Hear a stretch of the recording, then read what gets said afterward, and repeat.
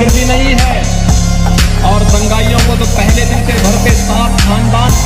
मंत्री श्री नरेंद्र मोदी की तरह नकली और जो हमें खाद मिल रही, यूरिया मिल रही है, बाहुबली से दूरबीन लेकर मैं घूमता हूँ। जनपद मैनपुरी के बेवर का बस स्टैंड चौराहा अब होगा पृथ्वीराज चौक। उत्तर प्रदेश के पर्यटक मंत्री जयवीर सिंह ने सोमवार को बस स्टैंड चौराहा पर स्थापित की महाराजा पृथ्वीराज चौहान की प्रतिमा का अनावरण लोकार्पण किया। नगर पंचायत बेवर के सहयोग से पर्यटन एवं संस्कृति विभाग स्थापित प्रतिमा लगने के बाद अब बेवर के बस स्टैंड चौराहे को पृथ्वीराज चौक के नाम से जाना जाएगा। इस मौके पर एक आयोजित सभा को संबोधित करते हुए कैबिनेट मंत्री ने कहा कि मूर्तियों के माध्यम से उनका विभाग राष्ट्र भक्तों को उचित सम्मान दिलाने का काम करेगा। उन्होंने प्रदेश के महत्वपूर्ण चौराहे पर पृथ्वीराज चौहान की प्रतिमा स्थापना में नगर पंचायत के सहयोग के लिए अध्यक्ष को धन्यवाद बोला। बेवर की धरती को क्रांतिकारी धरती बताते हुए कहा कि भोग गांव विधानसभा में जितने भी महापुरुषों की मूर्ति लगाने की जरूरत है, प्रस्ताव दे, उनका विभाग लगवाने का काम करेगा। पर्यटन एवं संस्कृति मंत्री जयवीर सिंह ने बताया कि इससे पूर्व पर्यटन विभाग को लोग महत्वपूर्ण नहीं मानते थे, लेकिन उन्होंने मंत्री बनने के बाद जिला संस्कृति परिषद के माध्यम से प्रदेश के 75 जनपदों में विभाग को पहुंचाने का काम किया। अब उनकी कोशिश प्रत्येक जिले में एक पर्यटन केंद्र स्थापित करने की है। स्टार न्यूज़ प्लस के लिए उत्तर प्रदेश के मैनपुरी से जोहिर खान की रिपोर्ट।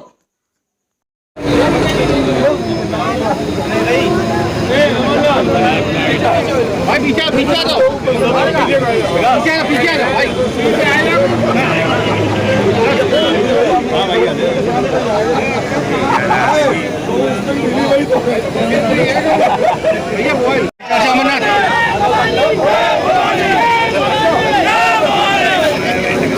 और ऊपर कर लो इसको, ड्राइवर साहब इसको और ऊपर कर लो, थोड़ा आगे बढ़ा लो, पकड़ लो ऊपर अभी।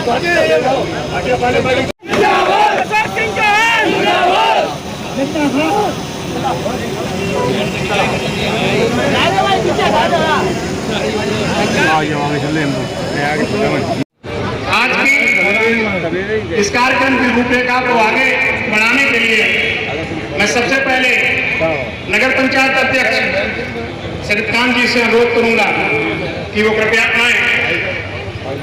और पहले तो ऐसे सम्राट पृथ्वीराज चौहान की मूर्ति के अनावरण के पावन अवसर पर भोगांव विधानसभा क्षेत्र और जनपद मैनपुरी के सभी लोगों को बहुत बहुत बधाई और विशेष बधाई माननीय इस क्षेत्र के सम्मानित विधायक माननीय रामलत अग्निहोत्री जी को, जिनके क्षेत्र में ये लोकार्पण का कार्यक्रम हुआ है। सम्राट पृथ्वीराज चौहान हमारी आन बान शान का प्रतीक थे, जिन्होंने आक्रामकताओं के खिलाफ जीवन भर संघर्ष करने का काम किया। इस समय हमारे प्रदेश की सरकार अपनी संस्कृति धरोहर और अपनी विरासत के उन मूल्यों को संवर्धित और संकल्पित करने का काम कर रही है, जो हमारे इतिहास के ग्रंथ में चले गए थे। ऐसे लोगों का जिन्होंने देश के लिए समर्पण का काम किया, देश के लिए संघर्ष किया, समाज के लिए संघर्ष किया, आक्रामकताओं से जीवन भर लड़ाई लड़ी, ऐसे लोगों को पुनः समाज के बीच में ला करके हम लोग प्रयास कर रहे हैं कि उनको निकाल कर लाएं, ताकि हमारी आने वाली भारत की पीढ़ियां ऐसे महान विजेताओं से, महान सेनानियों से अपने जीवन में प्रेरणा लेने का काम कर सके। इसलिए सभी लोगों को इस बहुत बहुत बधाइयाँ देता हूँ।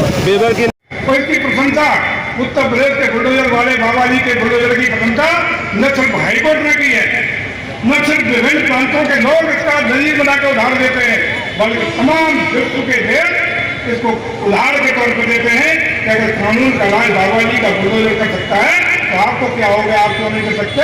ऐसे बुलडोजर वाले बाबा जी के लिए हम कह सकते हैं कि आने वाले समय में यही बुलडोजर बाबा जी का कमाल है कि जिस उत्तर प्रदेश में लोग पर्यटन से डरते थे, आने से डरते थे, घूमने से डरते थे, भयभीत होते थे, कानून का मामला बहुत था, उसी प्रदेश का अच्छा बदली है, परफेक्शन बदला है, लोगों की धारणा बदली है, उत्तर प्रदेश के बारे में लोगों का सोच बदला है। आज उत्तर प्रदेश तेज गति से आगे विकास की ओर आगे बढ़ता हुआ प्रदेश है। और इसका पड़ाव सामने है कि जिस प्रदेश में कोई झांकना नहीं चाहता था, लेकिन आज विश्व भर के बड़े बड़े इन्वेस्टर, बड़े बड़े निवेशक उत्तर प्रदेश में अपना पैसा इन्वेस्ट करने का काम कर रहे हैं, फैक्ट्रियां लगाने का काम कर रहे हैं, निवेश देने का काम कर रहे हैं। और जब निवेश होगा तो रोजी रोटी के अवसर होंगे, आपको नौकरियां मिलेंगी, प्रदेश में संपन्नता आएगी, ये सब होगा। और निवेश कब होता है?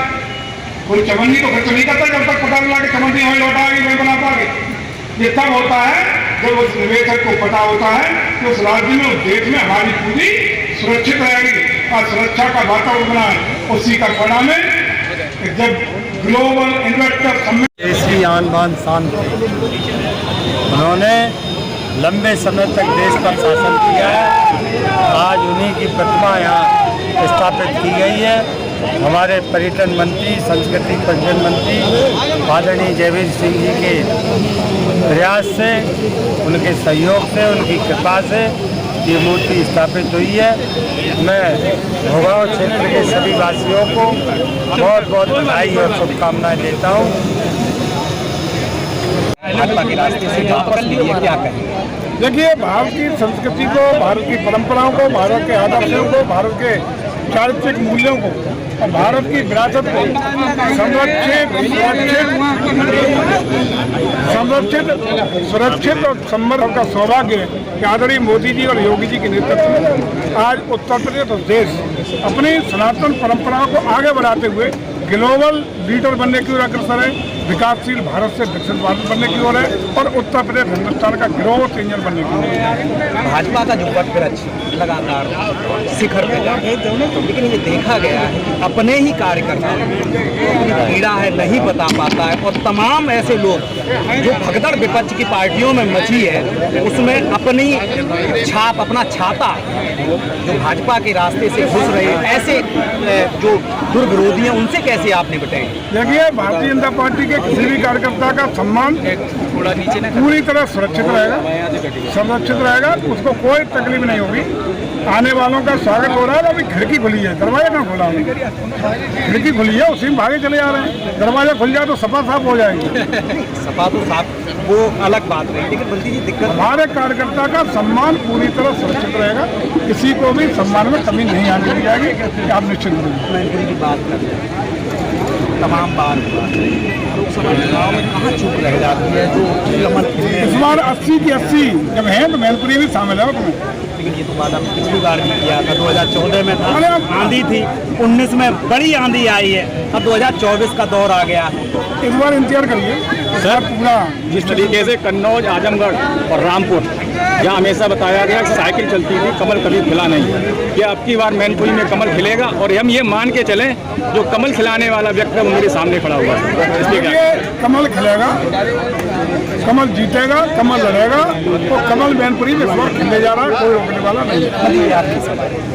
मुख्य चुनाव आयुक्त को लेकर बहुत ज़्यादा विपक्ष की पार्टियाँ PIL भी दाखिल कर लिया, आरोप लगाया जा रहा है कि मन माफिक आप लोग मुख्य चुनाव आयुक्त लाएंगे और पहले से ही चुनाव को हाईजैक कर रहे हैं। क्या अब मुख्य चुनाव आयुक्त संवैधानिक संस्था है, तो संविधान संस्था में किसी ने त्याग कर दिया तो व्यक्ति स्थानों के लिए नया जो उसकी कमेटी विधिवत संविधान की बनी हुई है चयन करेगी, नए उसमें चयन होगी, नए आ जाएंगे। सूचना इस बात के लिए कि सरकार ही उसको नियुक्त कर रही है। अरे और कौन करेगा? जो प्रक्रिया है, जो कमेटी बनी है, प्रक्रिया है, उसकी बात नहीं ऐसा है। जो बिल, जो विधेयक लोकसभा में पारित हुआ है, उसमें जो कमेटी लोकसभा ने चुन के दी है वही तो चुनेगी। मैनपुरी के लिए प्रत्याशी कब तक हो सकता? नामांकन की अंतिम तिथि से पहले प्रत्याशी मिलेगा।